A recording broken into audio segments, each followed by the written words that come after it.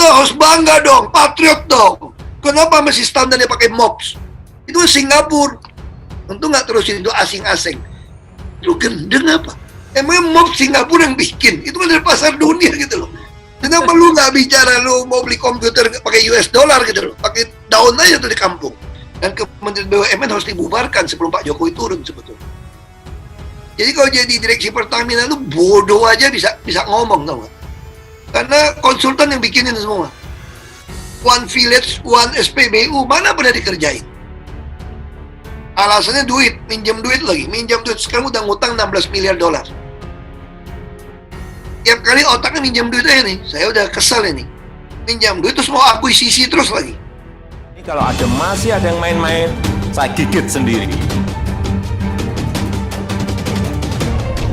Sudah mulai ngerti ya, oh di sini. Saya sudah mulai ngerti, oh di sini. Saya sudah mulai ngerti. Kalau masih ada yang main-main, sekali lagi, yang gigit saya sendiri. Lewat cara saya.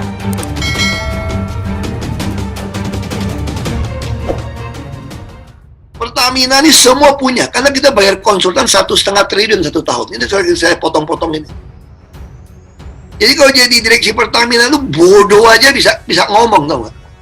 Karena konsultan yang bikinin semua. One Village, One SPBU, mana pernah dikerjain? Alasannya duit, minjem duit lagi. Minjem duit, sekarang udah ngutang 16 miliar dolar.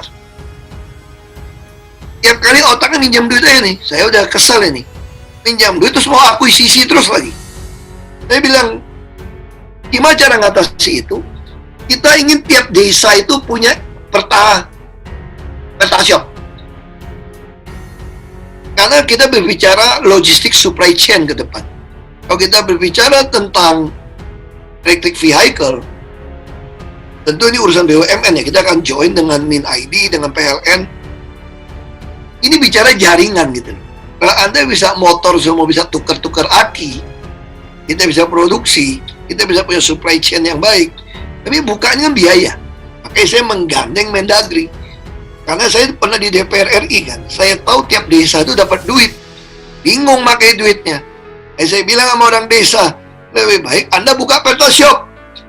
Saya jadiin kamu agen minyak dan agen gas, termasuk kamu bisa punya jaringan untuk produk-produk sembako dan lain-lain nanti untuk membantu rakyat mendapatkan barang dengan baik. Dan saya juga lagi nekan sekarang, tapi memang lambat ini direksi ini. Saya udah nggak sabar. Di Amerika Anda punya 911 kan? Indonesia tuh nggak punya. Kami bisa menyediakan 135, tau nggak sebetulnya? Kita kerjasama dengan Telkom, tinggal tambah seat. Saya pengen seluruh rakyat Indonesia. Anda butuh apa aja, Anda telepon 135. Nanti saya akan Pertamina ngatur, kirimkan menjadi dashboard kepada pemerintah daerah yang ada. Dan rakyat akan melihat peta shop itu sebagai tempat berkumpul, tempat komunitas. Pasangin dengan wifi yang baik, itu dia bisa tempat belajar, tempat perekrutan orang yang baik juga sebetulnya. Jadi yang penting logistik supply chain harus kita lakukan. Tentu orang akan meninggalkan fosil, Indonesia nggak secepat itu. Nah kita berharap Pertamina seperti apa? Pertamina nggak mungkin go public. Makanya sekarang kita bagi ke subholding. Kita kalau berbicara market cap 100 miliar dolar. Kalau Anda tidak pernah IPO, bagaimana tahu market cap Anda gitu? Dan itu kan jadi profesional. Jadi Pertamina anak perusahaan cucu perusahaan nggak perlu menguasai mayoritas. Yang penting punya hak suara. Ini baru akan jadi profesional. Kita mau jadi konglomerat. Cita-cita saya itu Pertamina adalah satu contoh model untuk seluruh SOE yang ada. Jadi kita harus masuk seperti itu. Dan Kementerian BUMN harus dibubarkan sebelum Pak Jokowi turun sebetulnya.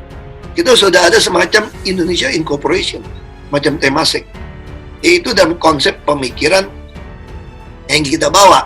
Ini mudah-mudahan belum dipecat aja gitu loh. Karena mereka udah anggap saya ini membuat kegaduhan di dalam. Jadi untuk sekarang ini, apa usaha Bapak untuk meningkatkan ekspor minyak? Kita bagaimana bisa ekspor minyak? Orang kita itu net importer kok. Makanya saya katakan, ini juga lucu. Mereka ngotot mau beli ladang minyak di luar negeri. Anda beli minyak di luar negeri itu mahal, cuma dapat dividen.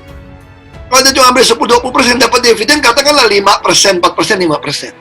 How come you ngutang bond 5%? Bagaimana Anda minta pinjaman uang 5% lalu beli sesuatu ngarapin dividen 5%? Kalau dibagi dividen, kenapa tidak berpikir untuk eksplorasi? Kita masih punya 12 cekungan yang berpotensi, punya minyak, punya gas. You ngapain di luar negeri gitu loh? Ini jangan-jangan saya pikir ada komisi kali ini beli-beli minyak di luar. Sama kayak LNG.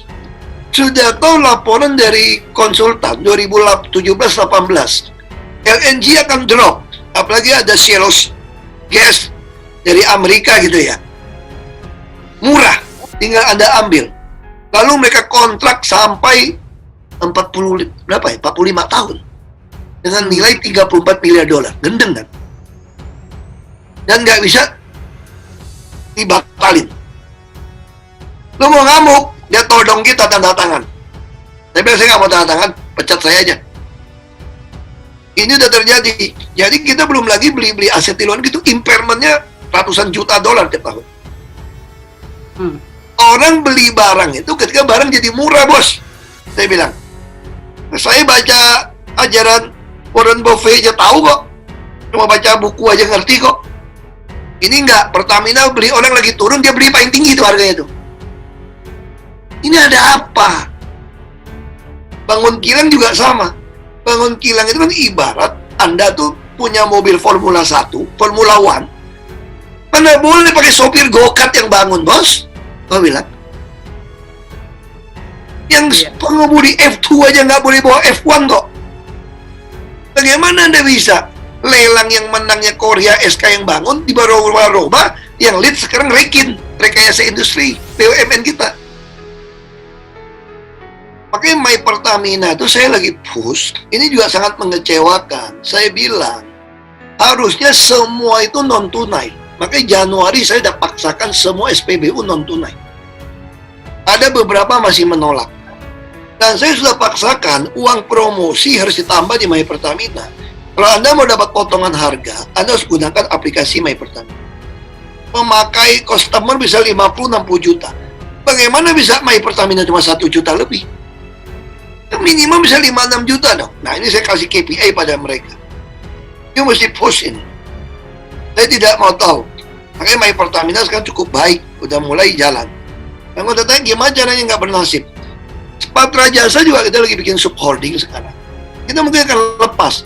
Ngapain sih lu pegang properti? Kan sebenarnya sederhana gitu kan. Jadi Pertamina ini terlalu besar. Terlalu banyak maunya. Dan supaya mungkin ya, cucuk cicit perusahaan itu, Cangkah ini, bisa seenaknya bagi bonus. Tanpa perlu minta izin Dewan Komisaris. Saya tanya, kok bisa bagi bonus cucuk perusahaan sampai 230 miliar lebih untuk 4 direksi? Gila apa? Mereka jawabnya tuh nggak. Memang nggak perlu minta izin komisaris kok. Tapi kan ada asas kepatutan. Masa yang induknya aja cuma dapat 20 miliar yang udah marah, gue bilang 20 miliar. Gak bener gue bilang, lu kerja kayak gitu 20 miliar. Tapi kalau kamu kerja bener 50 miliar juga saya kasih. Bagaimana cuma menjual barang rugi bisa dapat segitu? Seenaknya, jual gas dikasih hutang lagi. Siapa yang nggak mau beli sama kamu? Dikasih cicil. Terus gara-gara berhasil jual dapat bonus. Tapi dia bilang ini tidak menyalahi hukuman. Tidak menyalahi aturan. Kita kan ada BPK lagi kan? Kalian tahu BPK loh? Kalau BPK menyatakan tidak ada kerugian negara, Tuhan pun nggak bisa menghukum siapapun. Jadi kalau BPK menyatakan ada kerugian negara, kamu dipanggil-panggil tuh. Kayak saya tuh dipanggil-panggil. Walaupun akhirnya juga bingung. Nggak ruginya di mana gitu loh. Nah inilah, kita ini terlalu banyak oknum.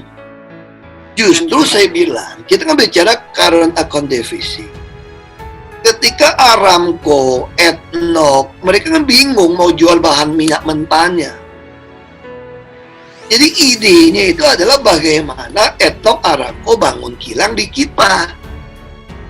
Walaupun cuma satu jenis kilang, tapi direksi ngotot. Oh Pak, yield-nya akan turun Pak kalau cuma ngambil satu macam minyak mentah. Emang gue pikirin bukan duit gue yang bangun kilang kok. Kan dia mau cari pasar kita. Terus kemarin alasan lagi minggu lalu, saya udah kesel sama mereka. Alasannya apa? Nanti Aramco Etnok akan jual minyak mentahnya mahal, Pak. Kilangnya dibuat rugi, Pak. Kan perjanjiannya kan saya beli BBM-nya dengan harga MOPS. Itu yang masukin minyak mentah, kamu yang kelola, emang saya pikirin, saya beli aja harga MOPS. Daripada sekarang, kilang kita jualnya bisa 112% dari harga MOPS. Sedangkan pengusaha swasta bisa beli 5% dari MOPS. Ini alasannya bullshit gitu loh. Saya bilang. Ngarang itu alasannya. Terus akhirnya dia ngomong nyelutuk gitu. Itu harus bangga dong, patriot dong. Kenapa masih standarnya pakai MOPS? Itu Singapura. Untung nggak terusin itu asing-asing. Lu gendeng apa? Emang MOPS Singapura yang bikin? Itu kan dari pasar dunia gitu loh. Kenapa lu nggak bicara lu mau beli komputer pakai US dollar gitu loh? Pakai daun aja tuh di kampung.